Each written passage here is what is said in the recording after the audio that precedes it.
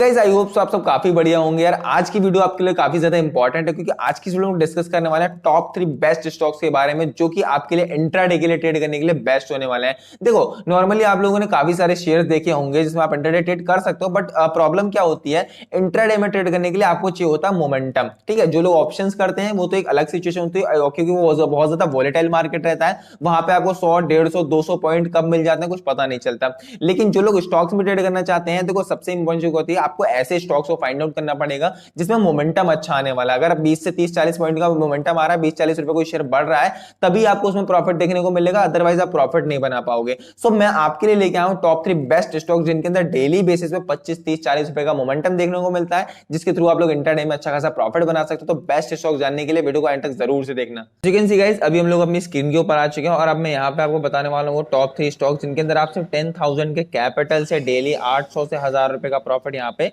बना लोगे। तो कौन से वो स्टॉक चले जानते हैं। तो सबसे पहले जगह आपको एक इंपॉर्टेंट चीज समझा दूं मैं, जो लोग ऑप्शंस के पीछे भागते हो ना भाई 10,000 के कैपिटल को लेके, भाई बहुत बड़ी गलती करते हो आप लोग। ऑप्शंस के पीछे मत भागो, आप लोग 10,000 के कैपिटल को स्टॉक्स में लगाओ, वहां पे पैसा भी बनाओगे, भले थोड़ा थोड़ा बनाओगे बट कम से कम बनाओगे तो सही। अपना सारा पैसा सारा कैपिटल वाइप आउट तो नहीं करोगे। ठीक है, तो कौन से स्टॉक, सबसे पहले हम लोग तीनों स्टॉक्स को जान लेते हैं, इसके बाद मैं आपको डिटेल में इसके बारे में कुछ समझा दूंगा कैसे आपको इसमें ट्रेड करना है और कैसे क्या चीजें करनी है। मैंने इंट्राडे स्टॉक में अपनी वॉच लिस्ट में ऐड करे हैं 3 स्टॉक। सबसे पहला दोस्तों हमारे पास एचसीएल टेक्नोलॉजी, दूसरा state Bank of India and तीसरा है टाटा केमिकल्स। ठीक है, टाटा केमिकल्स आप लोगों को पता है, स्टेट बैंक ऑफ इंडिया पता है, एचसीएल टेक्नोलॉजी का आईटी सेक्टर में इन्फोसिस के बाद सेकंड टॉप कंपनी है एचसीएल टेक्नोलॉजी। और ये तीनों स्टॉक जो मैं आपको दिखा रहा हूं ना, तीनों स्टॉक के अंदर आपको डेली बेसिस पे 25 30 50 रुपए का मूवमेंट इजीली देखने को मिल जाता है। सो चलिए सबसे पहले हम लोग बात करते हैं दोस्तों यहाँ पर टाटा टेक्नोलॉजीज की।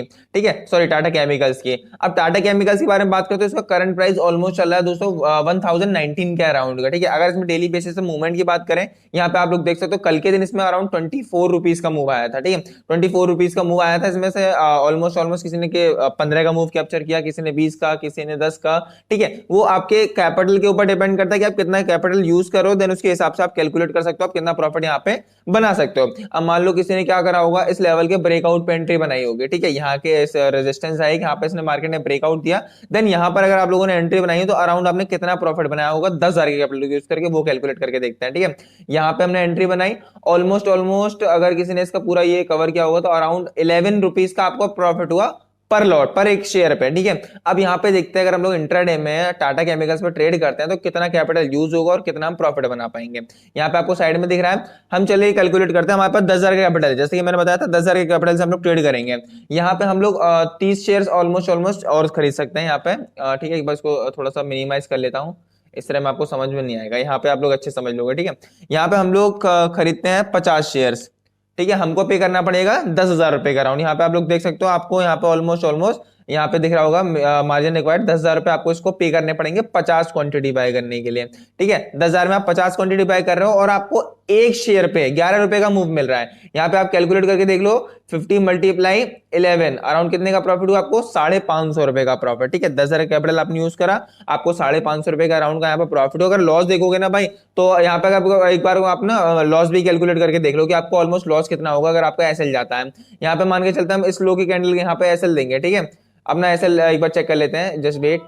यहाँ पे हम लोग मान के चलते हैं कि यहाँ तक का कहीं का एसएल देंगे, इसके इतना दे देते हैं सिर्फ। ठीक है, सिर्फ आपको 2 रुपए का एसएल जाएगा यार, सिर्फ 2 रुपए का। ठीक है, 2 रुपए का एसएल अराउंड आपका ज्यादा नहीं, बहुत कम बैठेगा, 100 रुपए के अराउंड ही बैठेगा ज्यादा से ज्यादा। ठीक है, तो अच्छा खासा आपका रिस्क रिवॉर्ड मेंटेन हो जाएगा यहाँ पे। ठीक है, देन उसके बाद सेकंड हमारा स्टॉक कौन सा है दोस्तों, वो देख लेते हैं। यहाँ पे हमारा सेकंड स्टॉक है state Bank of India. State Bank of India पे चलते हैं एक बार। यहाँ पे अगर स्टेट बैंक ऑफ इंडिया पे मूवमेंट की बात करोगे तो भाई यहाँ पे एक अच्छा खासा आपको मूवमेंट डेली बेसिस पे देखने को मिलता है।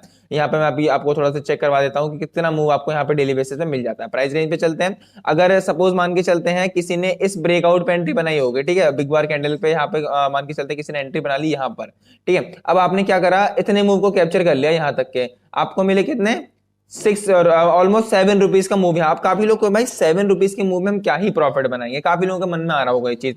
आप प्रॉफिट बनाओगे 7 रुपीज में, बहुत प्रॉफिट बनाओगे। आप कितना बनाओगे वो देखते हैं। मान के चलते हैं कि एसबीआई में आपने 7 रुपए का मूव कैप्चर किया। ठीक है, बाय करेंगे, यहाँ पे क्या होगा कि आपको जो क्वांटिटी है वो बढ़ जाएगी, क्योंकि यहाँ पे अगर मार्जिन रिक्वायर्ड देखोगे तो एक शेयर यहाँ पे इंट्राडे में सस्ता हो जाएगा। ठीक है, अगर आप डिलीवरी में खरीदोगे अराउंड 614 रुपए का एसबीआई का एक शेयर पड़ेगा, लेकिन इंट्राडे में अराउंड आपको 120 रुपए का 122 रुपए का पड़ेगा।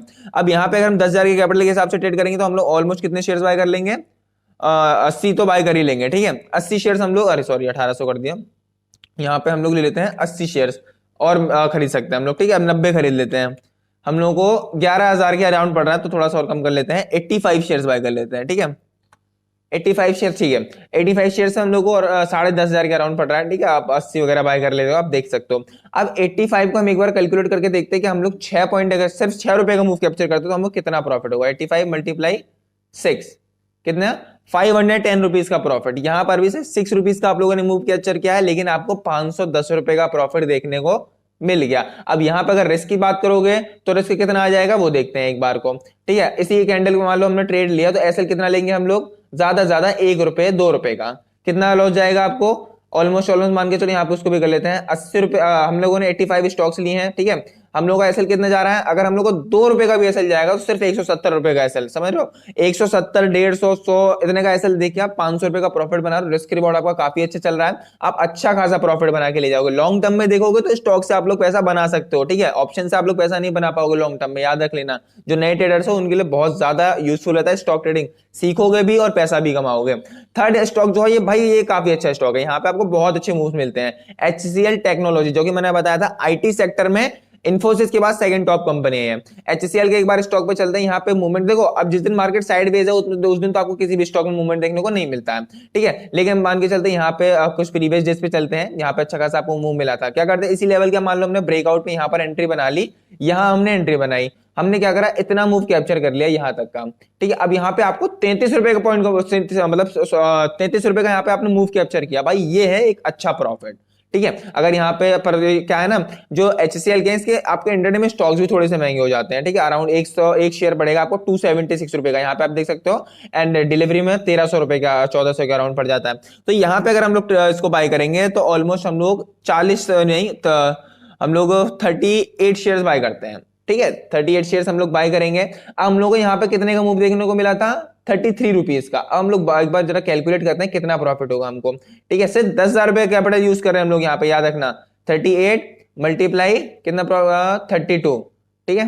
कितना प्रॉफिट हुआ, 1200 रुपए का प्रॉफिट, देख रहे हो 1200 रुपए का प्रॉफिट हुआ है। और लॉस अगर आप लोग देखोगे लॉस कितना जाएगा, स्टॉप लॉस आपको कितना बनेगा इसमें, हम इसी कैंडल के लो का स्टॉप लॉस रख लेंगे यहाँ पे। चलो चेक करते हैं कितने पॉइंट का स्टॉप लॉस जा रहा है। इसके लो का अगर हम स्टॉप लॉस रखते हैं हाफ का, यहां तक का, ठीक है। अराउंड 5 रुपए का स्टॉप लॉस मान के चलते हैं, ठीक है। 85 हमने शेयर्स खरीदे थे और इसमें 5 रुपए का स्टॉप लॉस लेते हैं, हमको 400 रुपए का स्टॉप लॉस जाएगा और 1200 रुपए का प्रॉफिट होगा, ठीक है। 1:3 का रिस्क रिवॉर्ड आपका यहाँ पे मेंटेन होकर चल रहा है तीनों के तीनों स्टॉक्स के अंदर, ठीक है। आपका रिस्क रिवॉर्ड कितना जा रहा है, 1:3, मिनिमम 1:3 का रिस्क रिवॉर्ड। यानी कि अगर आपका एक दिन लॉस हो भी गया तो भी कोई दिक्कत नहीं है, समझ गए। अगर एक दिन प्रॉफिट करोगे तो 3 दिन के लॉस का आप पूरा पैसा रिकवर कर लोगे। यहाँ पर स्टॉक्स में आपको इतना ज्यादा वॉलेटिलिटी नहीं मिलती है, जैसे जो एसएल हंटिंग वगैरह होती है। मान लो कि स्पाइक करके गया मार्केट, यहाँ से स्पाइक किया, फिर आपका एसएल हट करके फिर दोबारा नीचे आ गया, वो सारी चीजें स्टॉक में नहीं होती है, ठीक है। अगर अब यहीं पे जरा मैं आपको एक बार बैंक निफ्टी के चार्ट पे लेके चलता हूँ। काफी लोग जो ऑप्शन के पीछे भागते हैं ना, यहाँ आप लोग बैंक निफ्टी को देखो, यहाँ बैंक निफ्टी कितना एसएल खाता है आप लोगों का। यहाँ पे आओगे,